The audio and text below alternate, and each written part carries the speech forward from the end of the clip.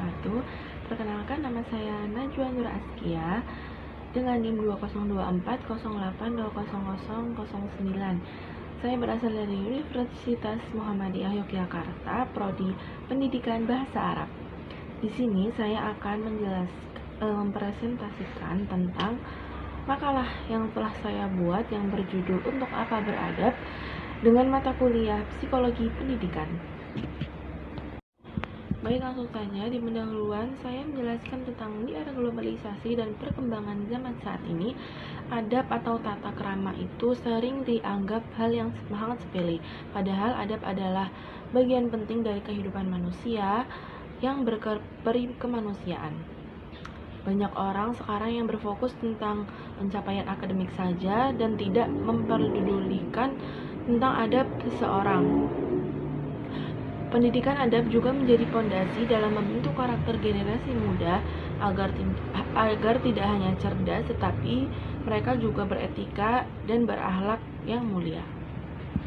Selanjutnya, pengertian dan ruang lingkupnya. Di sini saya membahas tentang adab, berarti sikap yang mencerminkan akhlak yang baik, rendah hati, dan juga menghormati orang lain.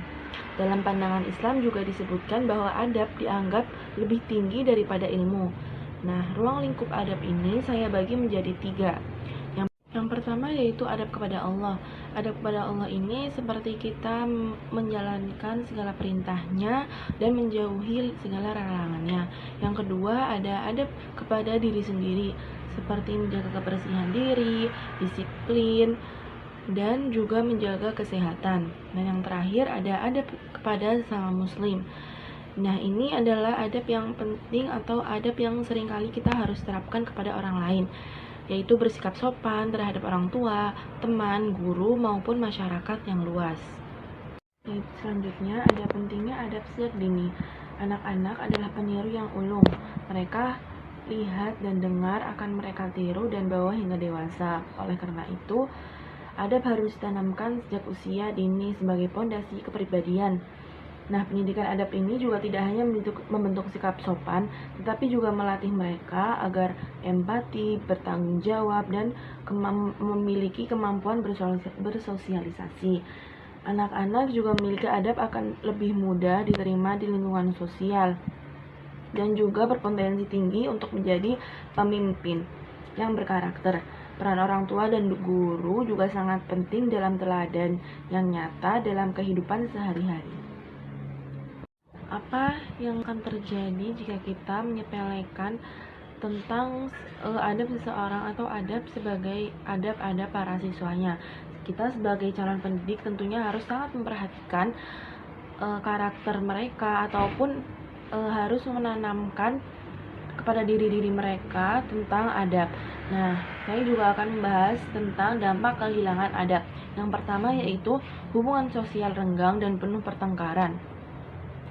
Hidup mereka tidak nyaman ataupun hidup mereka tidak tenang jika penuh dengan pertengkaran ataupun ataupun mereka yang sama-sama memiliki egois yang tinggi. Yang kedua yaitu meningkatnya kasus perundungan, hoax, dan perilaku kasar. Ini contoh sangat yang sudah berdampak di negara kita saat ini.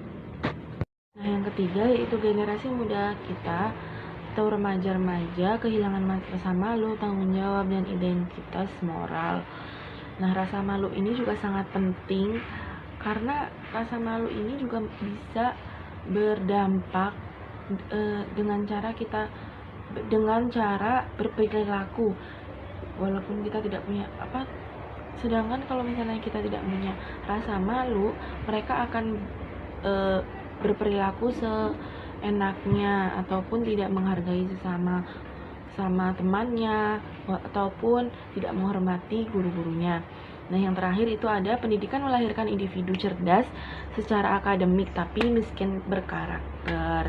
Ini juga yang sangat penting yang sudah dampak yang sudah terjadi juga di sekolah-sekolah ataupun pendidikan saat ini di Indonesia. Kesimpulannya, adab adalah jembatan ilmu dan amal. Seorang yang berilmu dan tetapi tidak memiliki amal justru dapat merusak masyarakat. Oleh karena itu, pendidikan adab harus kita tanamkan dari rumah hingga di sekolah. Menumbuhkan budaya malu, menumbuhkan rasa hormat, dan kesopanan harus dimulai dari lingkungan terkecil. Ketika adab dijaga, ilmu juga membawa manfaat dan masyarakat akan hidup lebih damai, lebih berakhlak mulia, dan saling menghargai. Baik, itu sekian presentasi dari saya. Kurang lebihnya mohon maaf apabila ada kesalahan kata maupun ucapan. Terima kasih sudah menonton. Wassalamualaikum warahmatullahi wabarakatuh.